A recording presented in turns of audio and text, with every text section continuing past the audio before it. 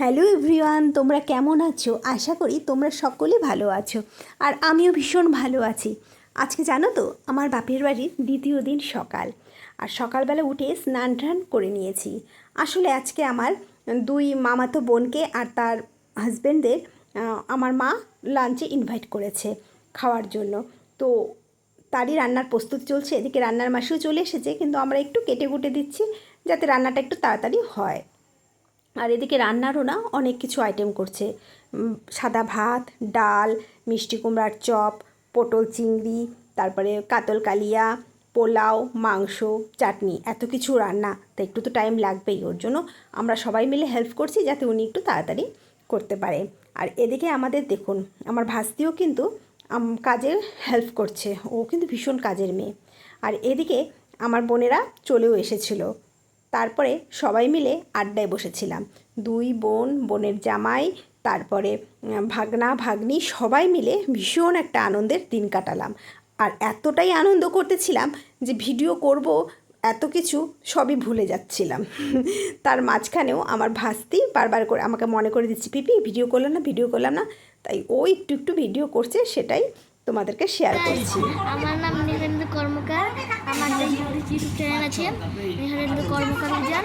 Please subscribe করে দিন, like, share, comment লিখবা আমাকে। বাই। আমাদের ডিনার কমপ্লিট। অনেক কিছু করলাম, কোনো কিছুই রেকর্ড করি নাই। আমি মনে করে দিয়েছি, ওই যে ইনি মনে করায় দেয়, তারপর রেকর্ড করা হয়। এখন জল খাচ্ছি, জানি না, তারপরে শুয়ে পড়বো। এখন রাত্রি বাজে 12টা। আমাদের ডিনার হলো 12টা 20 বাজে। অনেক কিছু ঘটনা ঘটে গেল, অনেক হাসাহাসি কাদাকাদি হয়ে গেল। কান্নাকানি না, হাসাহাসি হয়েছে। বোনেরা বিকালে চলে গেল। তারপরে কোনো ভিডিওই করি নাই, কোনো এনার্জি পাচ্ছি না ভিডিও করার। এই যে এই করলা না পিপি, ভিডিও করলা না, তাই এখন একটু করছি। এখন সবাই মিলে আড্ডা দিচ্ছি। এই আড্ডা কখন শেষ হবে, কখন শুভ, কিছুই জানি না। এখানে আসলে তো কখন যে শুচ্ছি আর কখন যে উঠতেছি, ভগবান ছাড়া কেউ বলতে পারবে না। আমার দুপুরে আসলে পরে না আমার একটা ভালো লাগে না, কোনো কিছু না। দুপুরে আসলে আমার একটা শুধু ভালো লাগে, রাতে শুলে চিন্তা নাই, সকালবেলা উঠে আমাকে রান্না করতে লাগবে, তারপর পূজা দিতে লাগবে, তারপর সেন্টার যেতে লাগবে, এগুলা চিন্তা নাই। দোকানদারি করার সময় বাপরে বাপ, দোকানদারি করাই যায় না, এমন গরমের গরম। আমাদের আগুনের গোলা, মনে কি আগুনের গোলা হয়ে গেছে।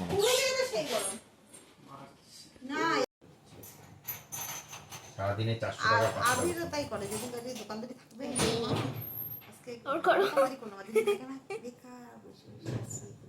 Good night friends. এখন ঘুরিতে বাজে প্রায় 9টা। এতক্ষণ আমাদের গুড মর্নিং হলো। অ্যাকচুয়ালি আজকে যাবো একটু আমাদের এখানে একটা মায়ের থান আছে। হ্যাঁ, মায়ের থানে অনেকদিন থেকে ভাবি কি পূজা দিব, তার সেরকম কোনো সময়ও হয় না, সুযোগও হয় না। তো এবার আগে থেকে প্ল্যান করে আসছি যে দিদিও থাকবে, আমিও থাকবো, দিয়ে একটু পূজা দিয়ে আসবো। বাড়ির প্রস্তুতি চলছে। এখন এখন স্নান করব, শাড়ি পরবো, তারপরে যাব। ঠিক আছে, আমি এখন স্নান করে রেডি হয়ে গেলাম। এখন আমরা যাবো পূজা দিতে।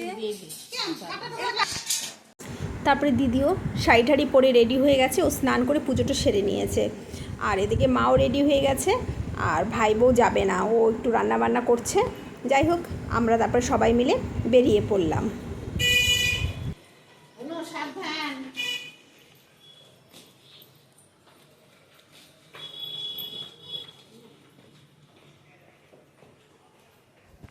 আমরা মন্দিরে যাচ্ছি, মায়ের থানের মন্দিরে। টোটোর জন্য একটু ওয়েট করছি, দেখি টোটো পেলে পরে। ওই সবাই রেডি হয়ে গেছে, দিদি হয়ে গেছে, দিদি মা হয়ে গেছে, শাড়ি পরে নিচ্ছি।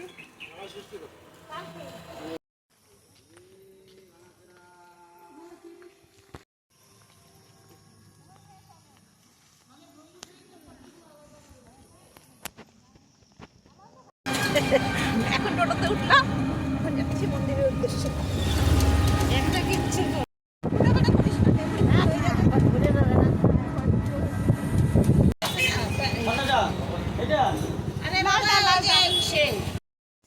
জানো তো, এটা হলো আমাদের মায়ের থান। এই মায়ের থান ভীষণ জাগ্রত মায়ের মূর্তি। আর এই মন্দিরটা না আগেও ছিল, কিন্তু এখন নতুনভাবে আরও সুন্দর করে বানানো হয়েছে। তাই অনেক দিনের ইচ্ছা ছিল যে মায়ের মন্দিরে এসে একদিন পূজা দিব, কিন্তু সেই সময়টা আর হচ্ছিল না। আসলে আমি বাপের বাড়িতে এসে এখন বেশি দিন থাকি না, খুব বেশি হলে 2টা দিন। তো এবার যেহেতু 2 দিনের জায়গায় 3 দিন থাকতে পেরেছি, তাই আগের থেকেই ভেবে রেখেছিলাম যে একদিন এসে মন্দিরে পূজা দিব। দিদিকেও বলে রেখেছিলাম, দিদি বলল হ্যাঁ, দিদিরও খুব ইচ্ছা ছিল। তাই আজকে ভগবান হয়তো সেই আশীর্বাদ করেছে, তাই আমরা এসে পূজাটা দিতে পারলাম। আর জানো, খুব সুন্দরভাবে আমরা পূজা করতে পেরেছি। মানে মনটা একদম, মানে কি বলবো, মনটা খুব শান্ত হয়ে গেল, আর মন থেকে একটা অদ্ভুত একটা শান্তিও পেলাম।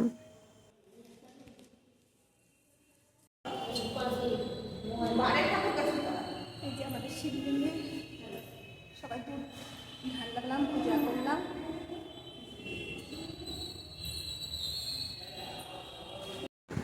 তারপর জানো তো, পুজোর ভোগও হয়ে গেছিলো। তারপরে আমরা একটু করে ভোগের প্রসাদ নিয়ে বাড়িতে চলে এসেছিলাম। তারপরে বিকেলবেলা সবাই মিলে একটু বাজারও গিয়েছিলাম। আমরা বাজার থেকে চলে আসছি। এখন হবে খাওয়া দাওয়া। রুটি খাচ্ছি। ইনভাইট ছিল এক জায়গায়, এখানে একটু আড্ডা বসতে দেখা যায়। তারপরে বাড়িতে তো চলে এলাম। বাড়িতে এসে আবার সেই আড্ডায় বসে পড়েছি। আসলে আগামী দিন হচ্ছে ষষ্ঠী, তাই ষষ্ঠীরই বাজার করতে মা গিয়েছিল, সাথে আমরাও গিয়েছিলাম। এখন সব কিছু খুলে ভাইদের দেখানো হচ্ছে যে কী কী আনা হলো। তারপরে আবার ক্যারাম বোর্ড খেলার আসর বসলো খাওয়া দাওয়ার পর। এবার যাই হোক, আজকের মতন এই অবধি। পরে আবার অন্য কোনো ব্লগে দেখা হবে।